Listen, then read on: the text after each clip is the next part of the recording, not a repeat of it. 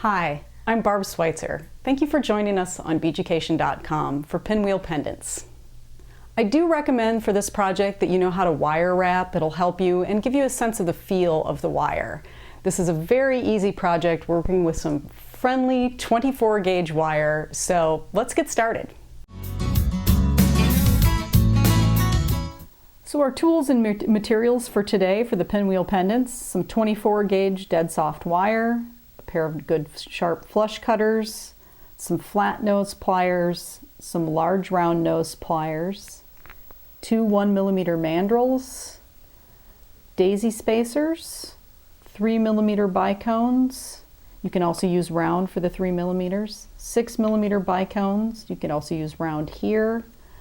4mm round pearls. I recommend sticking with rounds on the 4mm. And some seed beads. These are size 15s.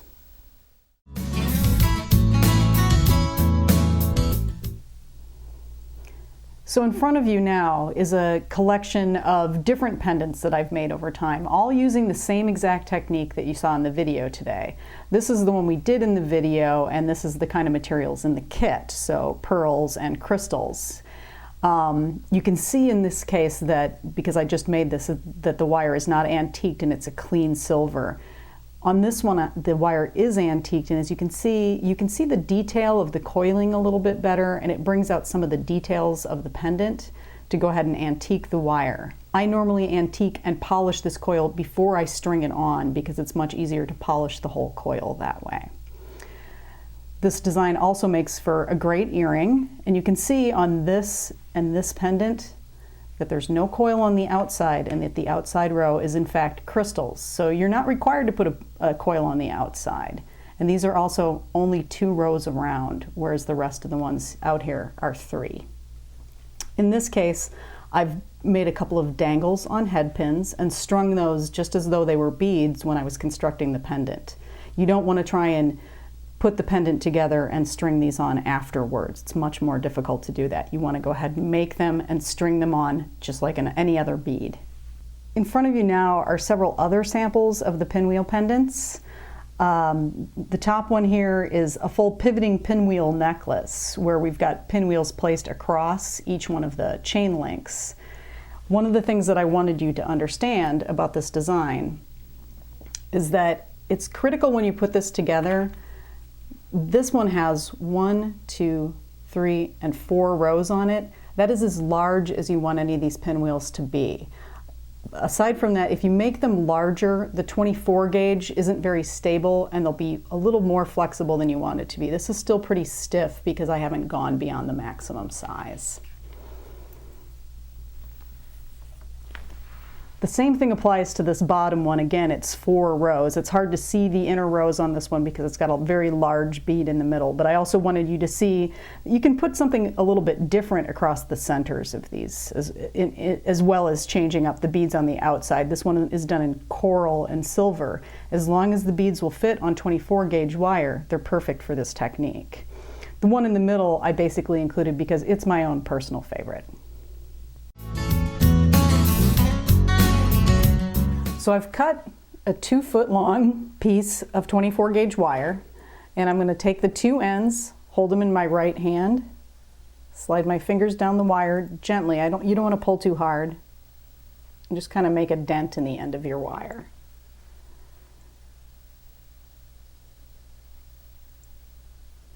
So I'm holding one half of the wire, one side of it in my left hand, in my non-dominant hand, the other in my right, and I'm going to begin coiling around this mandrel.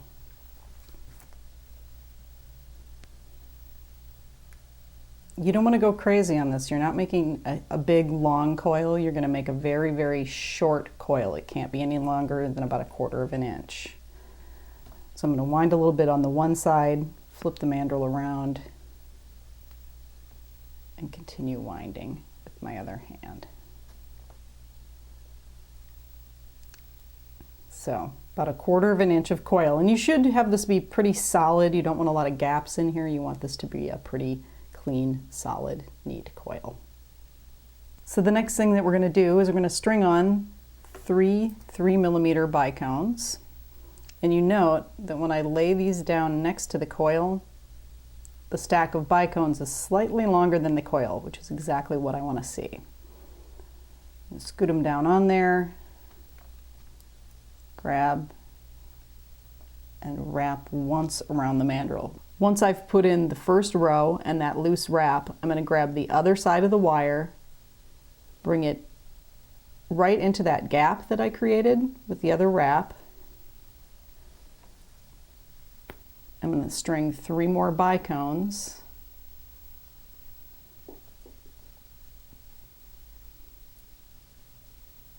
And come around and wrap. Note that the way this sits, this is what I consider to be the front. Both of the wires have come across the front of the mandrel. This is what the back looks like, just so you can see the difference.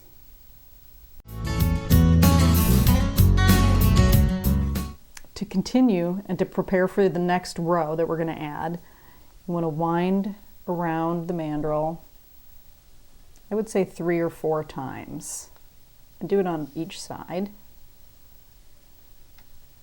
so that they're even. One way that you know you're going right on this design is that you always have one wire facing each direction coming off the top of the mandrel. That's how you know you're still oriented properly. So the next thing I'm going to string is a sequence of larger beads. I'm moving up to 4 millimeters, and I'm going to be using some daisy spacers as well for this portion. They give it a little bit of metal and a tiny bit of spacing. It can be really critical in this.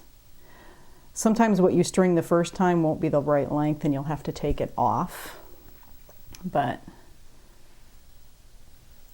I've done this enough times that I pretty much know about what's going to fit. So I've strung a sequence here, and so it's just 4 millimeter pearls, and there's a daisy in between each one. And you can see they fit really well. This row, the outer row that I'm putting on now, does not clunk into the center row, and it comes all the way back around to the mandrel without a big gap of wire. Like if it were too short, you'd see something like this. So let me go ahead and wrap once, and I am going to leave that little gap in there again so that when I prep for my next half, I'm going to wrap into the gap, and then I'm going to string the same sequence here that I strung on the opposite side. So now you can see I've strung the same sequence here. I'm going to wrap once around the mandrel. At this point, it doesn't matter whether you leave a gap when you make that wrap. You just want to make a good snug wrap, and don't keep wrapping, just wrap around once on each end. And you can see that this still moves around. So the next thing we're going to do is going to actually snug and tighten this up and hide the middle. The next sequence we're going to string is going to go up across the center of your pinwheel. And the sequence, as you can see back here, is a seed bead, bicone, spacer, bicone, spacer, bicone, and another seed bead. So it's just basically an even stack which positions your big bicone, your largest bead, directly in the center of your pinwheel. So I'm going to come down here. You want to pay attention to where you're coming from. I'm coming from technically this side of the mandrel. So when I come up across to wrap, I'm going to wrap around the opposite side, so that my line I just put in here technically sits on a slight diagonal. It's not really very visible, but it does make a difference in how the piece goes together. And then I'm going to flip the pinwheel over and do the same exact sequence on the back, crossing on a diagonal and wrapping the mandrel once.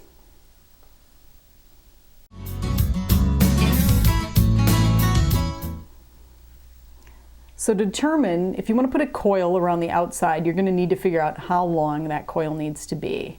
So what I normally do is I take my wire and I just sort of shape it into the spot about where that coil is going to fit. It doesn't have to be an exact measurement, but it helps to have something that's pretty close.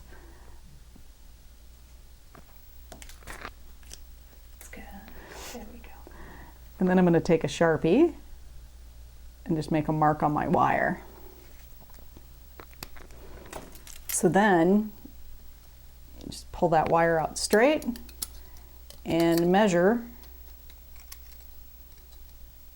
from the mandrel to wherever your mark is. In this case it's 35 millimeters, or I'm going to do it in inches on this side. It's a little more than 1.25 inches. It's about 1 3/8. So I know that I'm going to need 2 coils that are about 1 3/8 long to go around the outside here. Great. Pause here. So we're going to be using the second 1mm mandrel here. Working with 24 gauge wire on a 1mm mandrel will get you about 1.25 inches of finished coil for every foot of wire. So I've got a little over 2 feet of wire here that I'm starting with to make that a little over 3 inches that we need, or about 3 inches that we need. And again, I'm trying to keep everything pretty neat and tidy with my coiling here. I kind of work close to the end so that the end doesn't get in my way.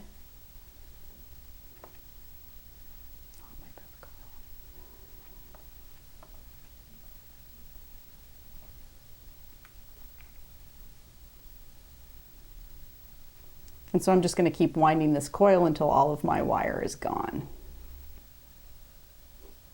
Okay, and then let's... So you can see that I've finished on one side and that I've got this little gap up here.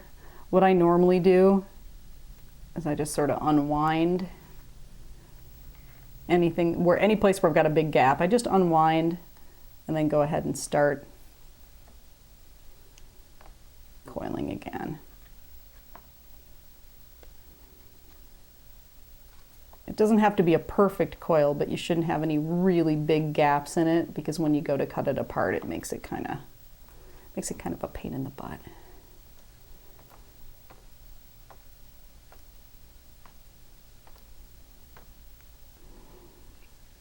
So now my coil is finished, and I'm just going to trim off any messy ends. You see that I'm coming in at basically a 90-degree angle, sticking at the tip of my cutter up into the coil and snipping that off. So my initial measurement for this was 1 3/8 inches. So I'm going to go ahead and cut my coil ever so slightly longer than that. And again, always, if there's any end poking up, you want to trim that off. So this is trimmed at 1 3/4 inches. See how good my measuring came out. I'm going to put it on and bend it around. And as you can see, it's a little bit overly long. Like if I left it like that, that'd be almost too big of a gap between the second and third rows. So I'm going to get in and just trim a little bit off the end of my coil. Slide it back on and try it again. It's just like any other bead. You have to check the fit to make sure it's going to be right. I think I'm pretty happy with that. It seems like a pretty good fit. It's not running into the previous row. There's not a ridiculously big gap between it and the row before it. So I'm going to go ahead and wrap once, like I usually do, and leave a little gap there. And then I'll pick up this other wire, wrap it into the gap, and pull everything snug. When I've got it in this position, that's a good time to kind of shape and squeeze this coil a little bit to get it nice and curved and round. So now I am stringing the second coil that I cut on here. Just so you know, it's actually easiest to, when you've measured the first coil and gotten it to the right length, to go ahead and slide it off and use it as your measuring guide for your second coil, and that way they're both the same length and you don't have to figure them out separately. In case I've strung this on here, I'm coming in and I'm wrapping her around once, nice and snug. Now you can see it still slides up and out a little bit, but we'll take care of that as we get into the last steps so that the pinwheel holds its shape a little bit better than it is right now.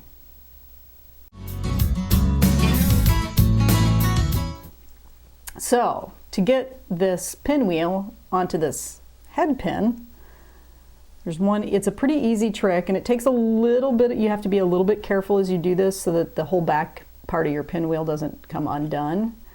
What I basically do is I slide the pinwheel until it's coming off the end of the mandrel, and then I use the head pin to actually push the mandrel out of the center. So all I did was feed the mandrel through, push the mandrel out by feeding the head pin up and through. So now my head pin is installed. What I normally do on the head pins, just to give them a little bit of finish and to kind of anchor this into place, you can see it'll still pop up out of position. So I actually just start winding around the head pin. Wind it a few times, scooch it down into place.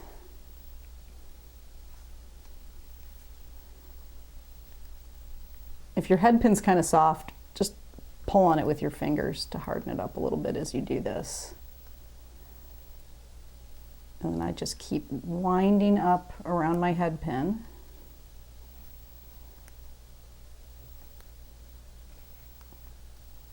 Hopefully your wire is still good and soft when you do this.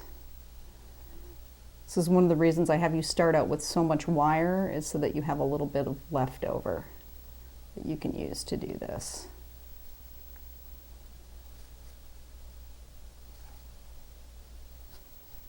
So this is basically what your pinwheel looks like at the point where it's done. It's got its outer coils on, and you're going ahead and putting it up onto the head pin. So I'm going to trim off this last little bit of wire I have here up here on the top, and then I'm going to start this out the way I would any normal wire wrap, which is I'm going to make a little bend. I'm going to leave a little space to wrap, make a little bend, and then I'm going to use some large round nose for this part. And I normally start pretty far back up this coil because you don't want to squish the coil while you're doing this. You have to be pretty gentle to try and make a coil around here. So it's sort of like making an agreement with the wire and your hands and the pliers. But that's really what you're going to do. You can see I just sort of shaped it around with the round nose until I had that, but I didn't bust everything apart while I was doing it. I'm going to grab, actually, I'm going to come in here and grab with my flat nose because these grab much better without squishing so much. And I'm going to go ahead and wrap.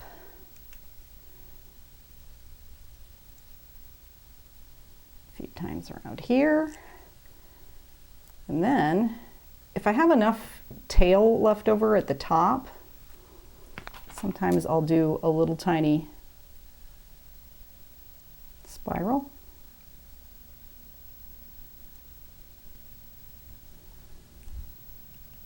Sometimes that tail is just a little too short. It doesn't really want to do it, but you can also just trim the tail end off. That's totally fine. So now we have this one extra little bit of wire down here on the bottom. And this, usually wrap it around once or twice. If there's any looseness in the overall piece here, this is the wire to use to tighten it up. Is just wrap a couple of times around this bottom part. So what I'm going to do is I'm going to wrap, I'm going to cut to, it's maybe slightly longer than 1/4 of an inch. And this part I am going to spiral off. This will be a little easier than on the other end because it's not, the wire's not as stiff and the piece is slightly longer. So I just made the initial loop. And I wasn't worried about it being perfectly round because this is a pretty tiny little spiral. It's just a little detail piece. Wrap it up and then tuck it into place. And there's your finished pinwheel.